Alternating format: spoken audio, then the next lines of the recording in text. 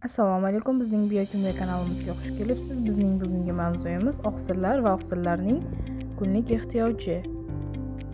Oqsil inson oziqlanishining ajralmas qismidir. Uni turli xil oziq-ovqat mahsulotlarida uchratishimiz mumkin.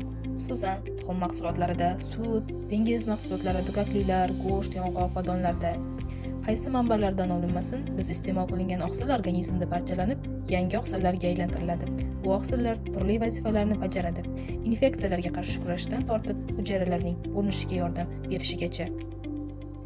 Eng sodda ko'rinishda oqsil bu bir-biri bilan peptid bog' orqali bog'langan aminokislotalar zanjiridir.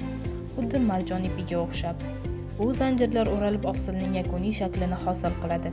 Biz oqsil iste'mol qilganimizda u alohida aminokislotalarga parchalanadi. Ko'pchilik aminokislotalar markaziy uglerod atomiga ega bo'lib, u bitta amin guruhi va bitta karboksil guruhi bilan bog'langan bo'ladi. Shu sababli ular aminokislotalar deb ataladi. Uglerod atomida yana bitta vodorod atomi va har bir aminokislota uchun o'ziga xos yon zanjir mavjud. Istisno sifatida prolin halqasimon tuzilishga ega ekanligini misol qilishimiz mumkin.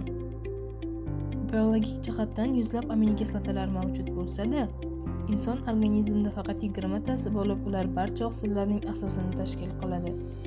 Ular alanin, arginin, asparagin, aspartat, sistein, glutamin, glutamat, histidin, izoleysin, leysin, lizin, metianin, fenilalanin, prolin, serin, trianin, triptofan, triazin va valin.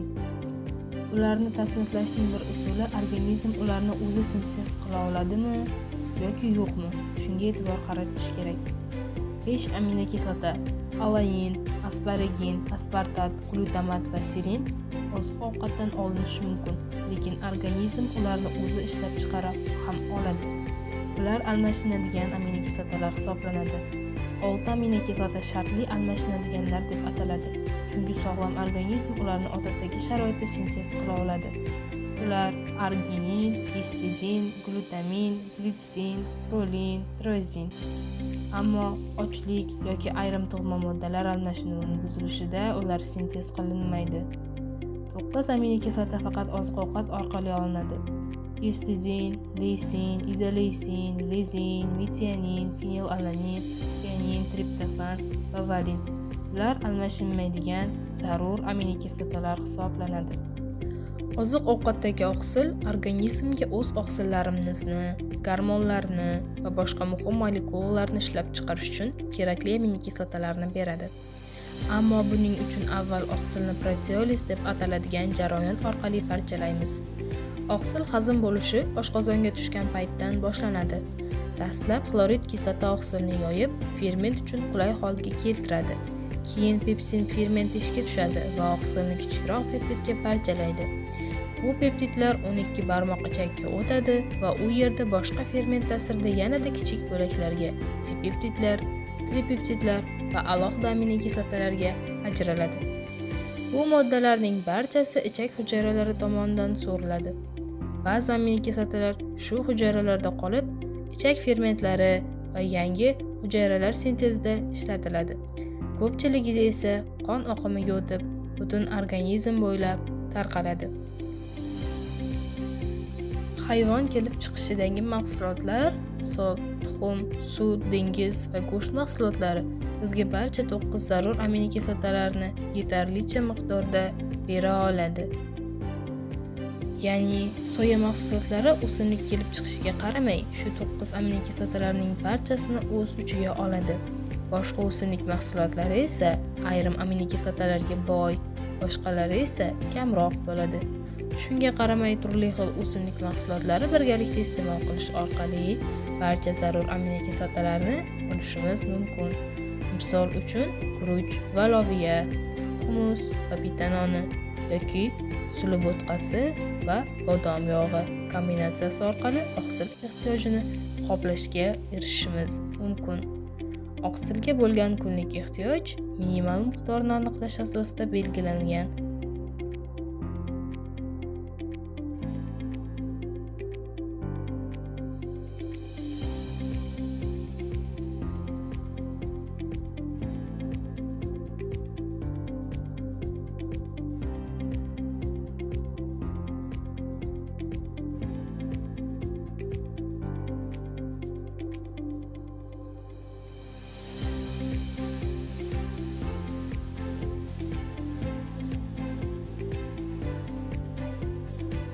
Oqsilga bo'lgan ehtiyoj organizmda azotning asta-sekin yo'qolib borishini oldini olish uchun zarur bo'lgan minimal oqsil miqdorini baholaydigan tadqiqotlarga asoslanadi.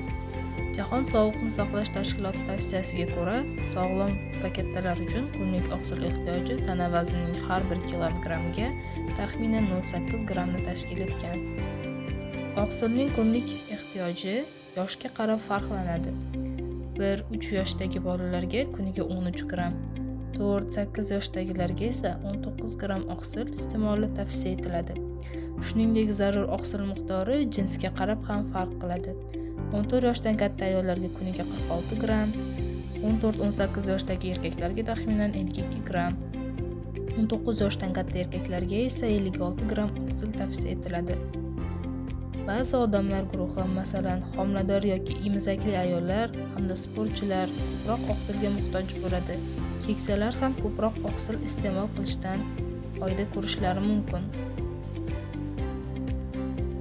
Kunlik zarur oqsil miqdorini turli usullar bilan olishimiz mumkin. Misol uchun, nonushtada 1 porsiya grek yogurti, tushlikda 80 gramm tovuqli salat va kechki ovqatda 80-100 gramm baliq iste'mol qilish orqali taxminan 64 gramm oqsil olishimiz mumkin.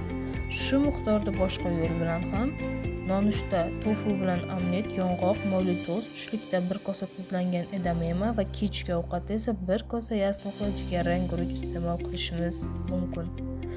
Umuman olganda, optimal oqsil miqdori hali to'liq aniqlanmagan, ammo bu boradagi tadqiqotlar davom etmoqda.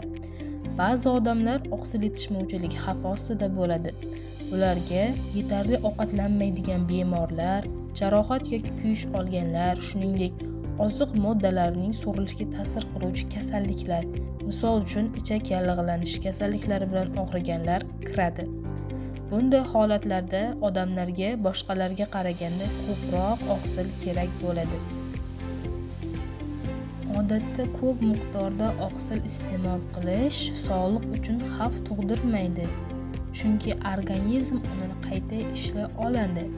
Ammo ayrim holatlar, misol uchun buyrak kasalliklari bo'lgan odamlarda bundan mustasno hisoblanadi.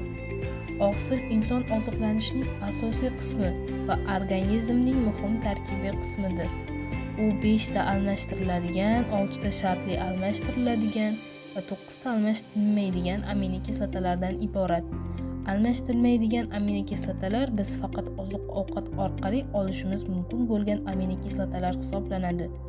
Oqsilga bo'lgan ehtiyoj hayot bosqichi, jismoniy faollik darajasi va sog'liq holatiga qarab o'zgaradi. Shu bilan videomiz o'z nihoyasiga yetdi. Videomiz yoqqan bo'lsa, like bosing, obuna bo'ling hamda do'stlaringizga ham ulashing. Bu kanal rivoji uchun juda ham muhim.